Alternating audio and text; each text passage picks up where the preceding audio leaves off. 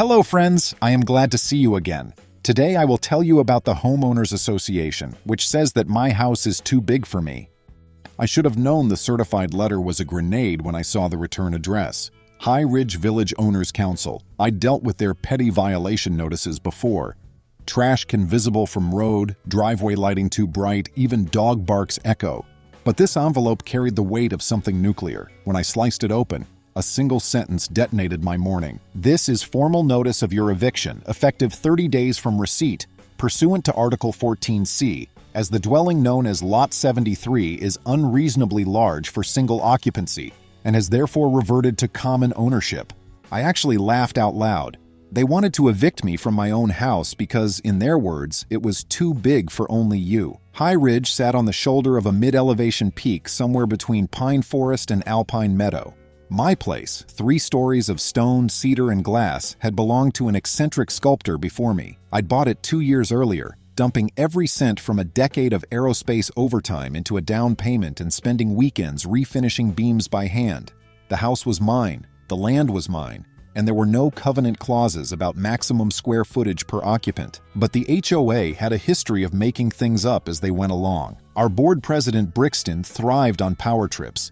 He'd once threatened to tow my pickup for exceeding rustic aesthetic parameters. Nobody ever saw these parameters in writing, yet citations arrived like clockwork pottery. The rest of the board bent to him because Brixton controlled the budgets for road plowing and wildfire mitigation. If he didn't like you, snow lingered on your driveway while everyone else enjoyed clean pavement. Still, eviction was a new frontier. I flipped through the packet. They cited a so-called Article 14C permitting reclamation of excessive single-party dwellings for community enrichment. It wasn't in the publicly recorded bylaws I'd reviewed before closing. I snapped photos and sent them to Gia, a law school buddy now specializing in property law. Gia called me 20 minutes later, voice half amusement, half fury. There is no Article 14C in Colorado, Nevada, Utah. Nowhere. They're fabricating. She instructed me to file a formal dispute with the county clerk and record it against the parcel deed, which would trigger mandatory mediation under state homeowners association statutes. While I drafted the dispute, a secondary mystery brewed. Jasper, my next-door neighbor, texted, "Heard rumors HOA wants mineral access through your lot. You see that letter yet? Minerals?" My property sat above some ancient survey lines, but I'd never drilled. Jasper emailed an attachment. A geotechnical prospectus stamped confidential, apparently leaked from the county recorder's site. It mapped a seam of rare earth elements running directly under my foundation. The HOA's board had petitioned the county for exploratory rights.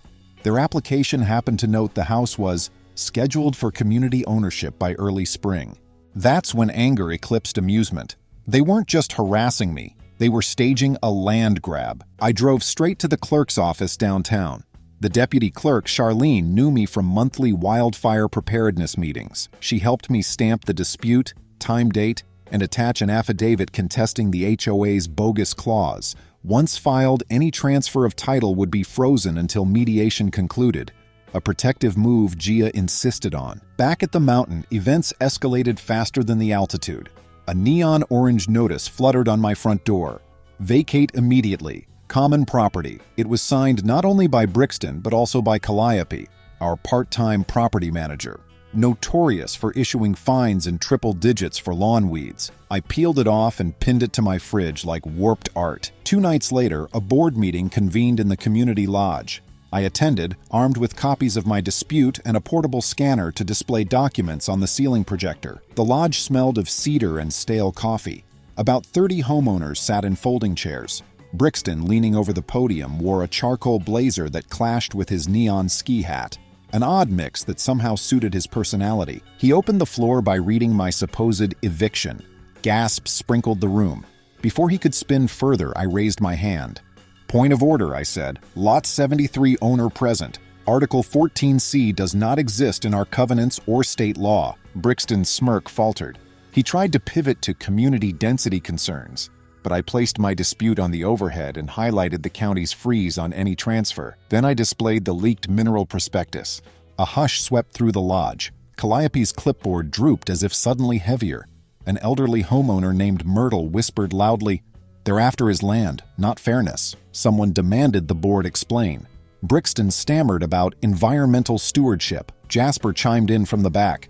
Stewardship isn't stripping a man's rights to dig under his home. The audience erupted with chatter. Under Section 38-33.3-117 of the Colorado Common Interest Ownership Act, Gia had drilled it into me. Owners can motion for a special audit if there's evidence of financial or procedural misconduct. I made that motion. 10 homeowners seconded. The vote passed in minutes. Brixton looked like he'd swallowed a pine cone. The meeting adjourned unresolved, but the damage to Brixton's authority was visible.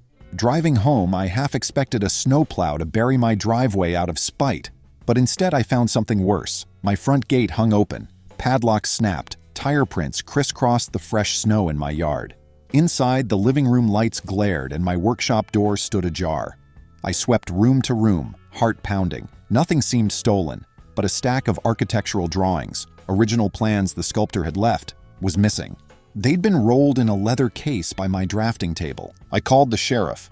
Deputies arrived, photographed tracks, and noted forced entry. They believed it was probable intimidation related to the dispute. The missing drawings didn't appear valuable at first glance, yet I suspected they showed underground supports, useful if someone planned to drill. The break-in galvanized me. I installed trail cams on every tree along my driveway and upgraded locks. Then I started digging through state records on mineral rights. Turns out my deed included both surface and mineral estates, an anomaly because most high-ridge lots retained royalties for the original developer. My sculptor predecessor had negotiated a full transfer. That made my land the only portal for a profitable extraction without paying royalties elsewhere. I finally understood why a board obsessed with mailbox colors would risk forging bylaws and breaking into my home. Greed disguised as governance. One crisp morning, as light spilled across the eastern ridge, a sheriff's cruiser rolled up. Deputy Larkin handed me a subpoena, not for me, but for Brixton, instructing him to appear in a civil hearing. My dispute had escalated to court-ordered mediation. I had a date 6 weeks out. That timeline mattered because the HOA letter gave me 30 days to vacate. If I stayed past their deadline, they'd likely try forced removal. Gia devised phase 1 of our counter. Malicious compliance with a twist. If the HOA insisted my house was too big for one person, we'd give them more than one. I called my cousin Emery, a wilderness therapy counselor between contracts, and my old aerospace roommate Quinn, who worked remote. They both loved the idea of snowboarding for a month while sticking it to petty tyrants. Gia cited the Fair Housing Act and state occupancy standards. As long as we didn't exceed 2 persons per bedroom, the HOA couldn't claim overcrowding. My house had 5 bedrooms. Within a week, the place buzzed like a hostel. Emery brought her golden retriever Quinn toted surveying drones for fun, and Jasper's teenage niece crashed on weekends. I welcomed them with chili, laid down house rules, and kept every receipt evidence of lawful occupancy. Predictably, Calliope showed up brandishing her clipboard. She snapped photos of our parked cars and claimed we were operating a hostel. I asked which bylaw prohibited guests. She flipped pages, found nothing, and stomped off muttering. Meanwhile, Quinn's drones mapped the surrounding lots. He discovered recent flag stakes on the far side of my property, pink ribbons marking a straight line toward a neighboring wash. Someone was plotting a future access road. We photographed everything, geotagged the images, and printed them for court. The final straw came when a notice appeared in the HOA newsletter. Community Excavation Initiative to commence this spring, pending approval. My lot's parcel number was listed as Common Test Site. They didn't bother hiding it anymore. That night, sitting by the stone fireplace with my impromptu housemates, I outlined the plan for Phase 2. Expose the board's financial underbelly. HOA law requires annual disclosure of budgets and audits, but Brixton kept ours tighter than a sealed jar. Emery volunteered her forensic accounting friend, Sasha, to comb bank statements once we obtained them. To pry them loose, we needed a formal request signed by 10% of owners. I drafted it. Jasper canvassed door to door. Turns out resentment toward Brixton simmered everywhere. He'd fined one family for putting yellow lights on a holiday wreath, another for installing an accessible ramp without aesthetic approval. By weekend's end, we had signatures from more than a quarter of the neighborhood.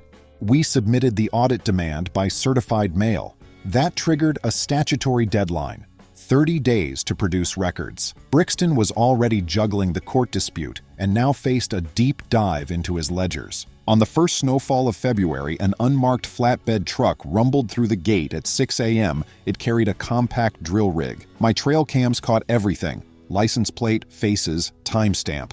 The crew claimed authorization from the association and tried to unload next to my orchard. I confronted them in thermal boots and robe, brandishing the injunction order. They drove off, but not before Quinn's drone captured aerial footage of them swerving past Jasper's mailbox. Proof of attempted trespass. Nailed. That evening, I found a fresh citation taped to my door. Unauthorized aerial surveillance devices prohibited. Fine $500 per day. Nice try.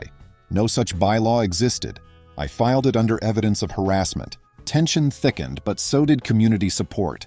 Myrtle baked pies for our houseful. A retired firefighter named Dex offered to mow our driveway edge free, and someone anonymous slipped a manila envelope under my door. Photocopies of HOA expense reports showing large withdrawals labeled Special Legal Fund and Consulting. The payee? Brixton himself. We had motive, method, and maybe soon a court date for fraud.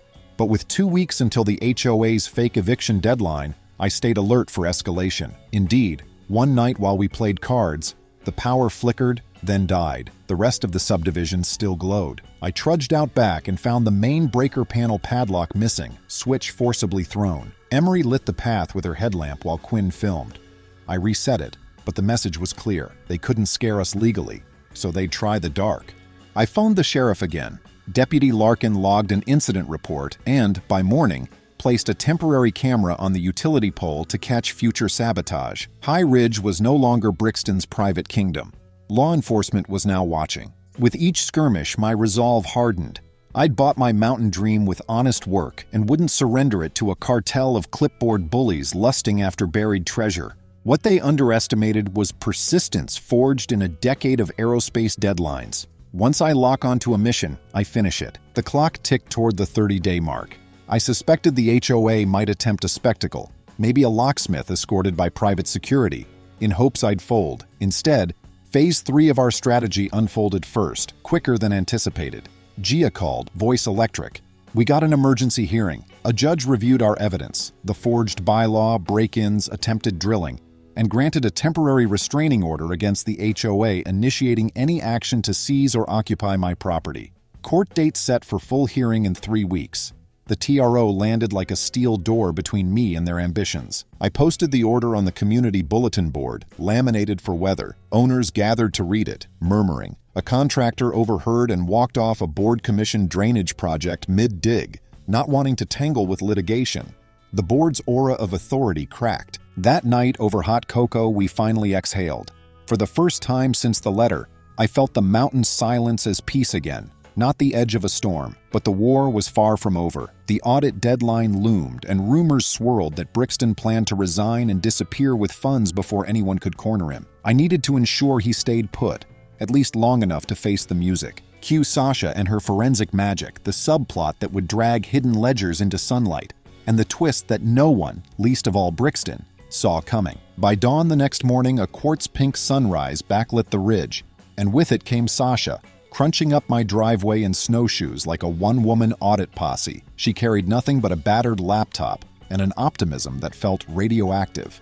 We cleared the kitchen table, fueled her with cinnamon coffee, and slid the anonymous ledgers under her nose. She scrolled, cross-referenced public filings, and whistled. Your board president has been paying himself consulting fees every quarter for strategic initiatives, she said. Except consulting fees to yourself, when you're already receiving a stipend, are illegal under the Nonprofit Integrity Act. That's misappropriation. The numbers sang louder with every click. $82,000 siphoned over 3 years, plus another $40,000 tagged equipment depreciation that seemed to align with Brixton's new Range Rover purchase. License plates matched an HOA check for snowplow attachment. The smoking gun no longer puffed. It blazed. While Sasha stitched together a timeline, Quinn flew another drone sweep and captured a pair of men in reflective vests pacing my eastern tree line. They planted new stakes, bright green this time, probably hoping to confuse the record. We drove the footage down to the sheriff's substation. Deputy Larkin watched the video twice, then called the county district attorney. Trespass had evolved into attempted resource theft.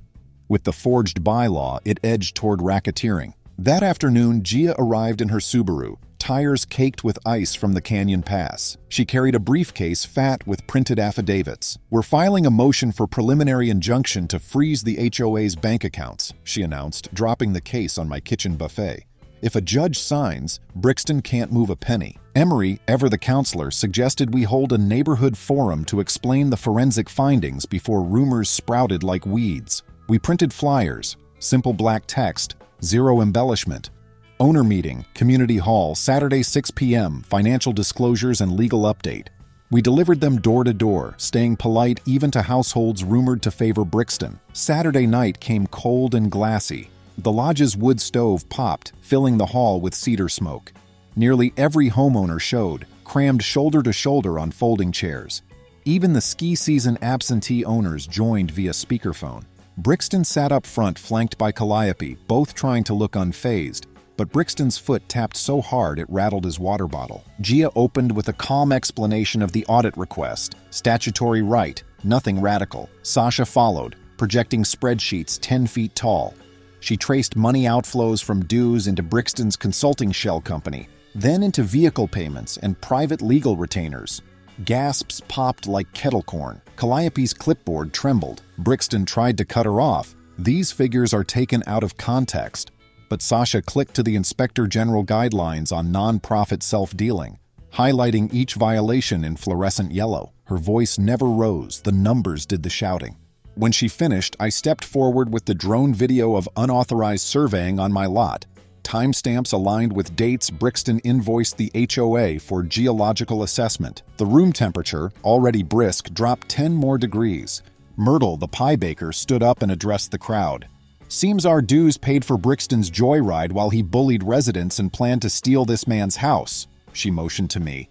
I moved to recall the entire board under Emergency Clause 9.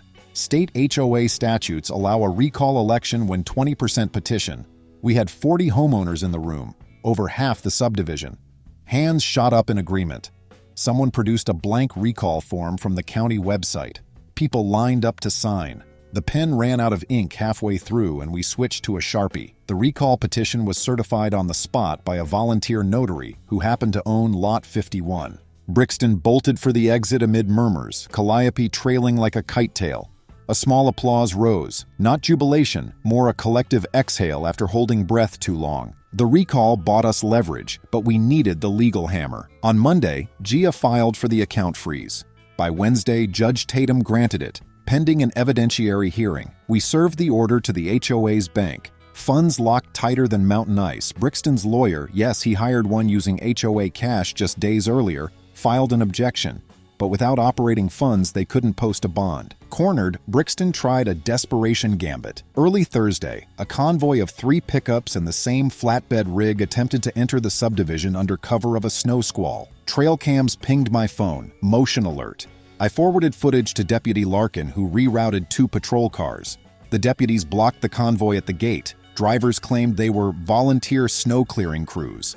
None carried plows. All had core drilling gear. Larkin confiscated load manifests showing my parcel as destination. 4 men faced trespass citations. One had an outstanding warrant for equipment theft in another county. That evening, the sheriff's office executed a search warrant on Brixton's residence for financial records. They found boxes labeled HRVOC Archives stuffed in the garage rafters. Board minutes erased of any mineral discussions, plus correspondence with an out-of-state mining firm promising finder's fees upon successful access to rare earth seams. News traveled faster than snowmelt. Local reporters parked vans at the subdivision entrance, craning cameras at the ridge where my glass-walled house gleamed like a lighthouse. I kept interviews brief, pointing reporters to public court filings, refusing to become an accidental reality show. Still, the spotlight made further intimidation tricky for the board's loyalists. The recall election date approached, but momentum had already swung. Brixton resigned via a typed note slid under Calliope's office door, blaming toxic hostility. Calliope vanished, mailbox overflowing with unopened envelopes. That didn't halt the legal grind. Resigning doesn't erase fraud. District Attorney Morales convened a grand jury. Sasha turned over every ledger entry. The grand jury handed down indictments against Brixton and Calliope for embezzlement, falsification of business records, criminal trespass, and conspiracy to commit mineral theft.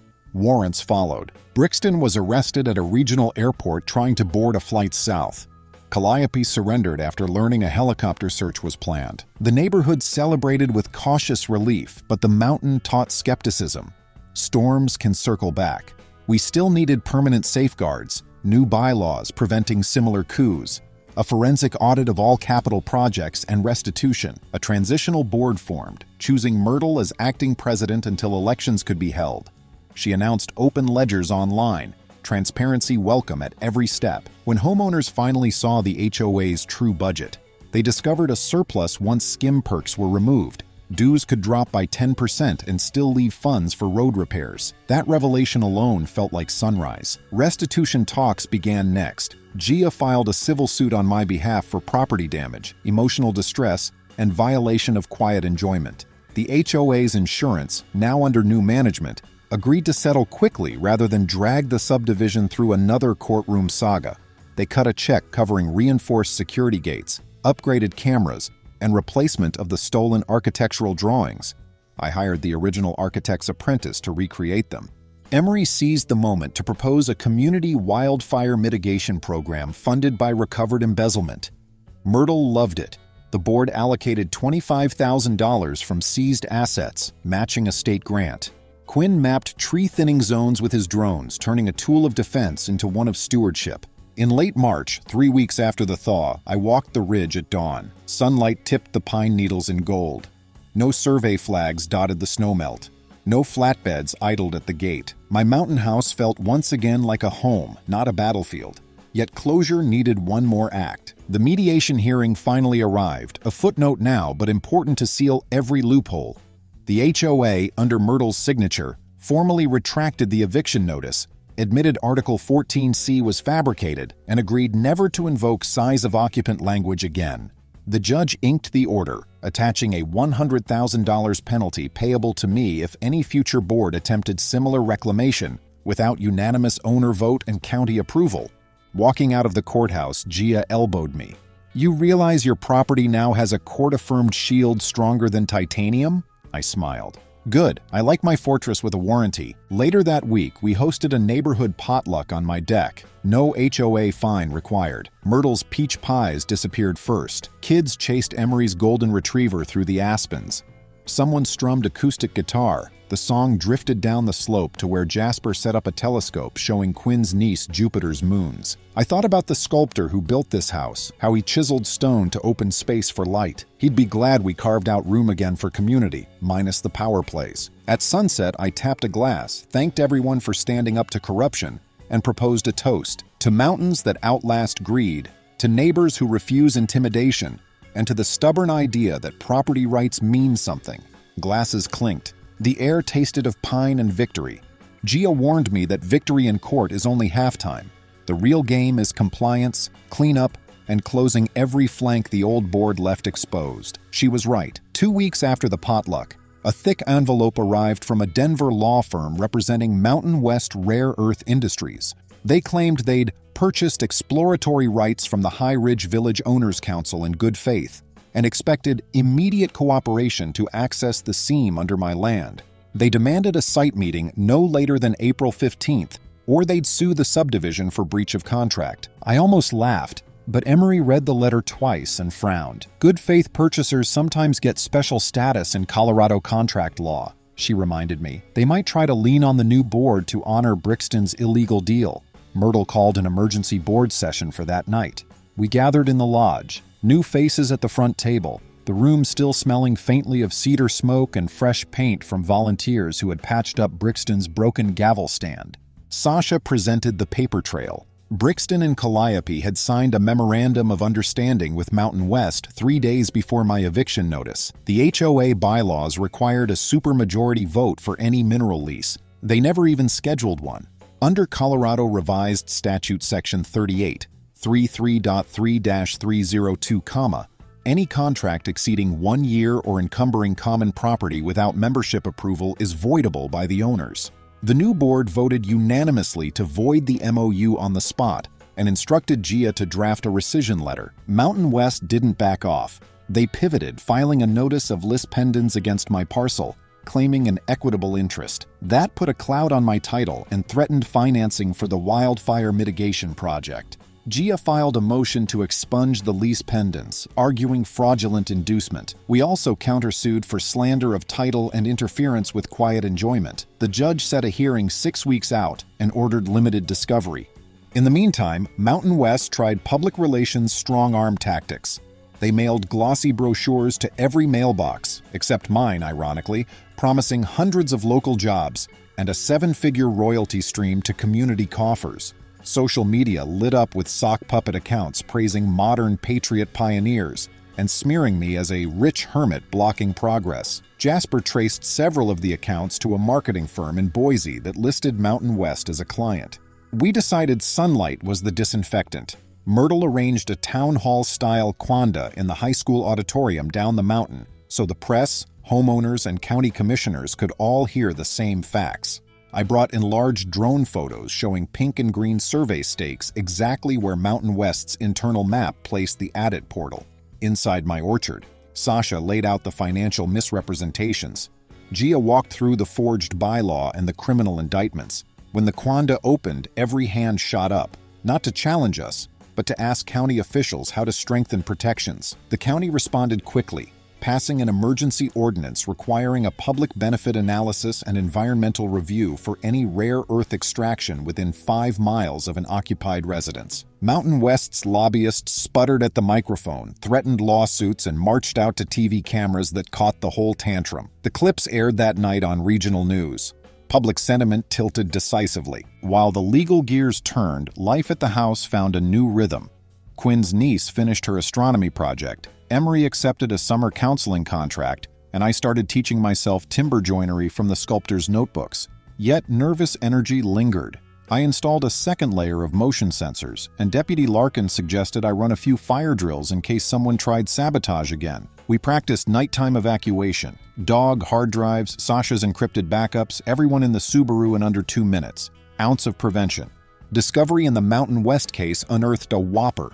Internal emails showing the company's geologists believed the seam was smaller and lower grade than advertised, but they needed one high-profile success story to pump share value before a planned SPAC merger. They wanted my address for an investor roadshow, not a real mine. GIA filed those emails under seal and tipped off the Securities and Exchange Commission. Within a month, Mountain West stock halted trading pending investigation for securities fraud. At the lis pendens hearing, their attorneys looked suddenly understaffed. GIA presented the fraudulent inducement argument and, crucially, the SEC notice of investigation. Judge Reyes expelled the lis pendens with prejudice, meaning Mountain West couldn't refile without new facts. He also ordered them to pay my legal fees and $50,000 in punitive damages for bad faith encumbrance. The check arrived 2 weeks later, and Myrtle earmarked half for a community scholarship fund in Calliope's old name. For irony, folks joked, and half for fuel break mowing along the upper ridge. Spring rolled into June. Snowmelt carved silver ribbons down the mountain, and for the first time since the saga began, I woke up without dread gnawing at the back of my skull. Still, we weren't done. Brixton's criminal trial loomed in the county courthouse. I was subpoenaed as a witness, along with Sasha, Jasper, and Deputy Larkin. The district attorney offered Brixton a plea: 5 years, restitution, and a lifetime ban from holding fiduciary office. He rejected it, confident his expensive new lawyer could spin a jury. Trial week unfolded like a live-action legal drama. The prosecution opened with our forged Article 14C. Brixton's lawyer brushed it off as a clerical typo, and then Sasha took the stand. Her poster-sized spreadsheets traced homeowner dues straight into Brixton's Range Rover payments. When the DA layered my trail cam photo of the drill rig over Brixton's email authorizing preemptive exploration, the jury's energy flipped. Even the court reporter's eyebrows climbed. Brixton's team tried to paint me as a recluse who'd inflamed the neighborhood, but Myrtle, resplendent in a floral blazer, looked the jurors dead in the eye. The only inflammation here is Brixton's fire of greed. Laughter rippled. After 90 minutes of closings, the jury needed just 3 hours. Guilty on every count. Reporters mobbed me outside. I summed it up in one line. This was never about one house. It's about any place where power festers in the shadows. July sunlight coaxed wildflowers across the ridge while Quinn and I set posts for a purely decorative split-rail fence, our way of saying these acres are cared for. The sculptor's son, Ethan, arrived in a dusty minivan, handed me his father's last clay figurine, and wiped away tears when he saw the loft restored. August's sentencing felt anticlimactic. 8 years for Brixton, $217 K restitution to the HOA, $65 K to me. Calliope, who'd flipped, got probation, and now pulls roadside weeds under Myrtle's watchful eye. With the money repaid, the new board voted to bury the rare earth seam permanently under a conservation easement. Some treasures are more valuable untouched. That fall, 2 seniors earned the subdivision's first scholarship grants, and Quinn's niece landed a Forest Service internship thanks to her drone footage. December brought the festival of oversized mailboxes, neon behemoths lining the snowy lane in joyous rebellion against Brixton's old aesthetic rules. We raised $4,200 for the volunteer fire department and laughed until frost formed on scarves. Later, alone on my porch, I sipped cocoa as cabin lights speckled the valley like ground-level constellations. The laminated eviction notice now hangs on my mantel, a reminder that complacency is the sneakiest trespasser. Houses grow meaningful by the lives shared within, and this one, once too big for only me, now buzzes with neighbors, pies, and stargazing plans beneath a timber frame pergola I'm carving myself. We've braced the beams, strengthened the bonds between porch lights, and turned every attempt at greed into deeper roots of community. Let storms come. The ridge is ready. Friends, thank you. See you soon.